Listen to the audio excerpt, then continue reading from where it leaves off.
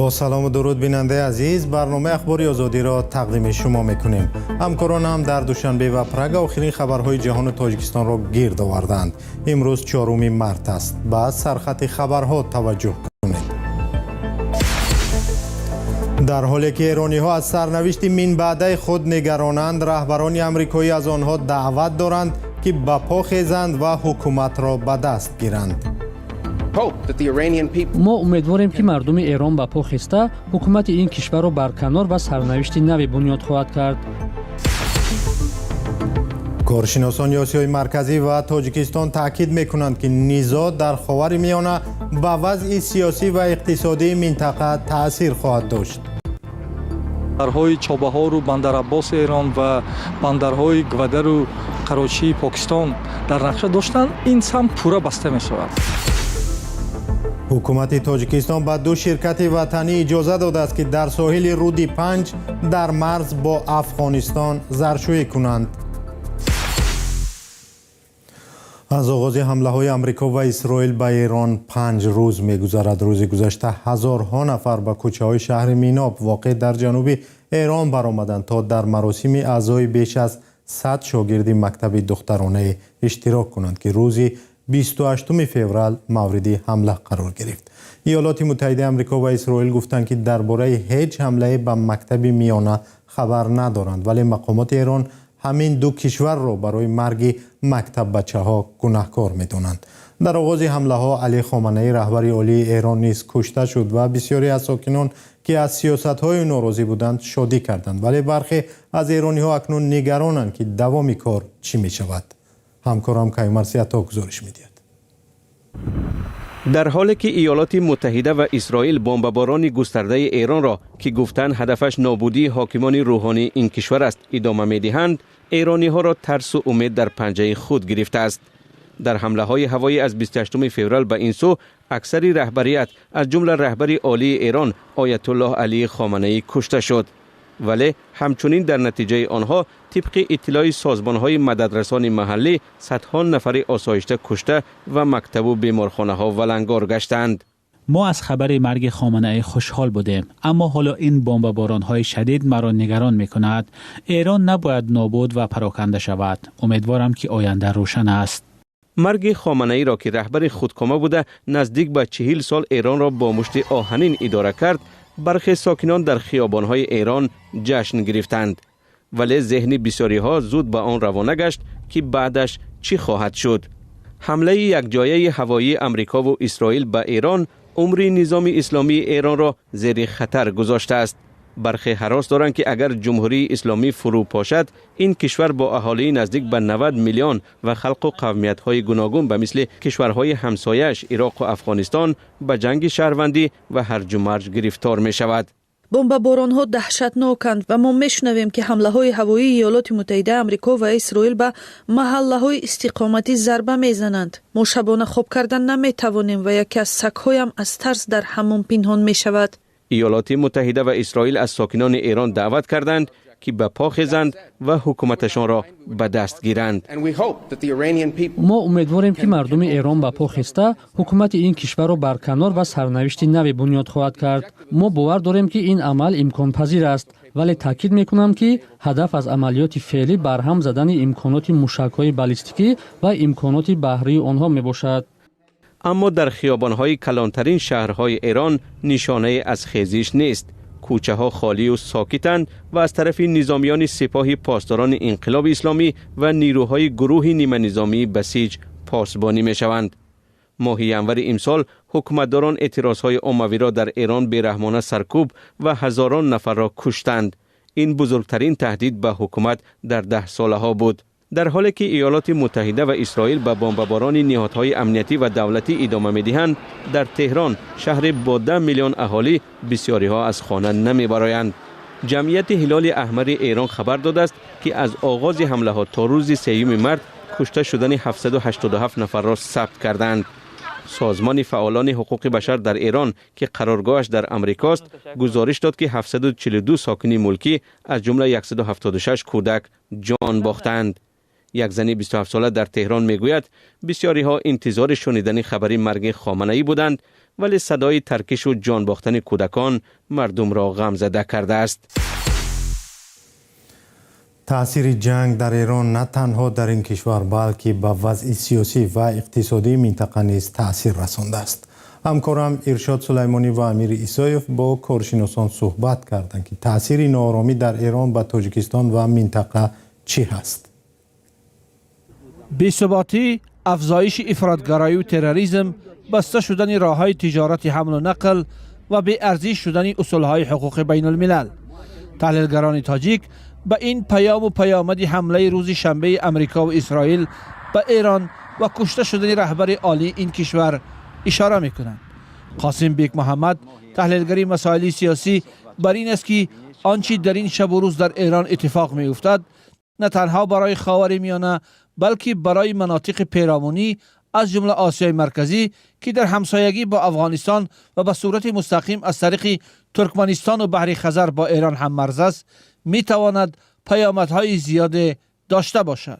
ایران مسیر حمل و نقل، مسیر ترانزیت کالا، دسترسی به آبهای آزاد برای کشورهای آسیای مرکزی ضمناً یکی از کوتاه‌ترین و امن‌ترین مسیرها به شمار می رفت که برای آسیای مرکزی در شرایط بحران افغانستان و همچنین مسیر روسیه این مسئله از اهمیت فوق‌العاده بالای برخوردار بود.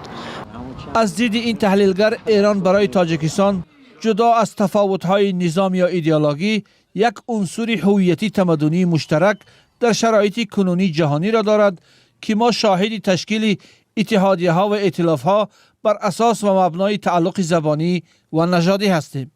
جنگ امریکا و اسرائیل با جمهوری اسلامی وارد روز چهارم خود شد و معلوم نیست که چقدر طول می‌کشد. اگر جنگ ادامه یابد برای ما یک اندازه تاثیر منفی میرساند، به آن خاطری که همه کشورهای آسیای مرکزی یک راهکاری را برای رفتن به سوی آبهای گرم به ویژه برای برآمدن به اقیانوس هم از قلمرو ایران و هم از قلمرو افغانستان به ویژه بندرهای چابهار و بندر عباس ایران و بندرهای گودر و قراچی پاکستان در نقشه داشتن، این سمت پورا بسته می شود. دولان میانی با وجود تمام اون روایت سازی های و تبلیغات گسترده که درباره آن هست، توانمندی نه بیش از 25 میلیارد تن در یک سال، اونم پس از 2030 دارد که این تقریبا سمت غرب را برای کشورهای آسیای مرکزی بسته میکند. رضایان به موجودیت راه‌ها به چین و راه‌های ترانزیتی شمالی خصوصا از طریق روسیه اشاره میکند، اما میگوید این وابستگی کشورها را از قطب‌های گوناگون که دعوای فرادستی در آسیای مرکزی را دارند بیشتر میکند. در برابر تاثیر منفی اقتصادی اگر جنگ دوامدار شود، محمد شمس‌الدینov تحلیلگر مسائل منطقه بحران امنیتی را یکی از چالش‌های بزرگ برای خاورمیانه، آسیای مرکزی و باقی کشورها می‌داند. مرزهای جنوبی ما منطقه پرتنش باقی میمانند. در صورت از دست دادن نظارت بر سرحدها ما میتوانیم با موج گریزه ها اینچنین فعال شدن گروه های مختلف افراطی روبرو شویم. این مجموع عامل ها میتواند به امنیت داخلی ما تاثیر منفی رساند. پروفسور جامعه شناس مظفر عالیموف میگوید امیدواری هایی که بحران تا جنگ نمیکشد و با راه‌های سیاسی و دیپلماتی حل می شود برآورده نشد و عاقبتش ناگوار است. اما باید ما حدالامکان چاره جوییم که ضررش به ما کمتر باشد یا به منطقه از جمله به تاجیکستان ما که بسیار کشوری حساس است، امکانات‌های برایشش به بیرون بسیار محدود است. از این نقطه نظر برای ما مهم است که مهم باید باشد که ما باید همه این چیزها را به نظر بگیریم. هرچند هم صحبتان رادیو آزادی روی طولانی شدن این جنگ کمتر تاکید می کنند، اما آن را کاملا استثنا نمی دانند. از نظر آنها پیامدهای اصلی این بحران به ادامه چگونگی اوضاع وابسته است و هر تغییر در راهکار و راهبرد جانب‌های درگیر پیامدهای گوناگون برای امنیت خاورمیانه و در کل برای اقتصاد و روندهای ژئوپلیتیکی جهان از جمله تاجیکستان داشته میتواند. سلام، اگر خط و خبر میخواهید ما داریم. نوید بامدادی، سرخط خبرها، اخبار تاجیکستان و جهان، گزارش ها و تحلیل ها. چی میگذرد و چرا؟ دانستن فهمیدن است. ضمیمه یا اپ ما را بگیرید. برمیگردیم به موضوعهای تاجیکستان. در ناحیه شمسدین شاهین شورابادی سابق بعد 2 شرکت اجازه دادند که در ساحل رودی 5 در مرز با افغانستان زرشویی کنند. تاجیکستان با افغانستان قدقدی ساحل رودی 5 بیش از 1000 کیلومتر مرز دارد. حکومت طالبان از آن سوی مرز اجازه دادند که در ساحل این رودخانه ساکنان زرشویی کنند، ولی حکومت تاجیکستان تنها حالا در ناحیه شمسدین شاهین با 2 شرکت چنین اجازه داده است. محمود جان رحمتزاده از این ناحیه مرزی گزارش آماده کرده است.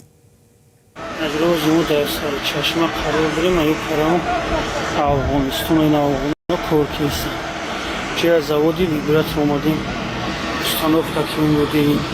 تاجیکستان برای زرشویی در لب دریای 5 در مرز با افغانستان به هر کس اجازه نمی‌دهد. اما 2 کارخانه در ناحیه شمسدین شاهین حق پیدا کردند که طلای پاشخورده را در منطقه کار کرد کنند. نام کارخانه ها و مالکان آنها نامبر نمی شود. دقیق نیست، طور گمان می رود آنها شخصانی نزدیک به منصبداران بلندپایه هستند یا صاحبکاران عادی.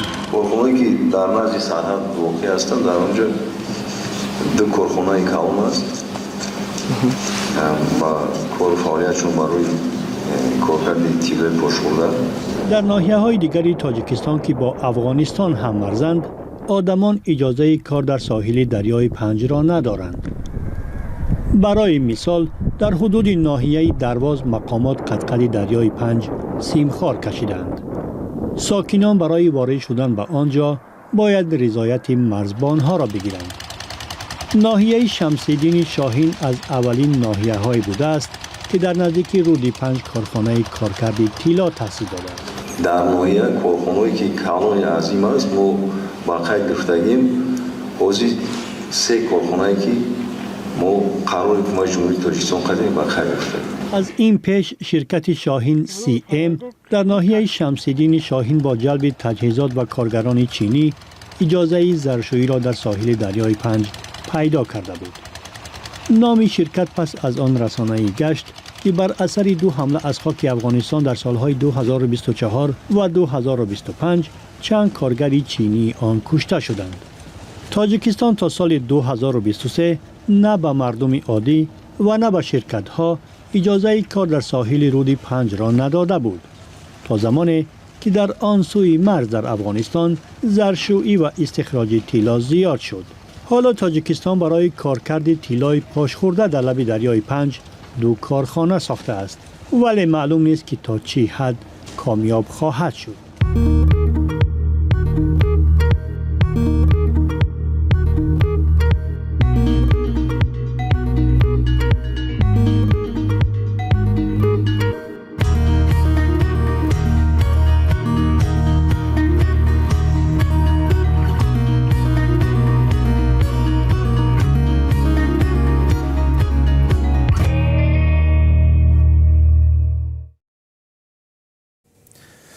در 2 سال اخیر بیش از 1000 کس در صدمه‌های نقلیاتی در تاجیکستان به هلاکت رسیده، قریب 3000 کس دیگر مجروح شدند. این آمار را محمد علی وطنزاده وکیل مجلس نمایندگان در مطلب در روزنامه پارلمانی صدای مردم نشر کرده است. به نوشته این وکیل 90% ساکنان در صدمه‌های هلاک یا زخمی شدند که سببش رعایت نکردن سرعت حرکت در راه، برآمدن به سمت مقابل و رعایت نکردن قاعده‌های سبقت است. ماه فوریه امسال پارلمان تاجیکستان جریمه برای رعایت نکردن قاعده‌های حرکت راه را زیاد کرد. یک سبب سخت‌تر شدن جزا به نوشته محمد علی وطنزاده پیشگیری از صدمه‌های زیاد در راه‌ها است. طبق آمار وکیل سال 2025 در تاجیکستان نزدیک 900,000 حالت ویرانکنی قاعده حرکت در راه ثبت شده است که در قیاس با 1 سال پیش 27,000 مورد زیاد است. سالانه در صدمه‌های نقلیاتی در تاجیکستان صدها کس کشته می‌شوند. برنامه با همین به پایان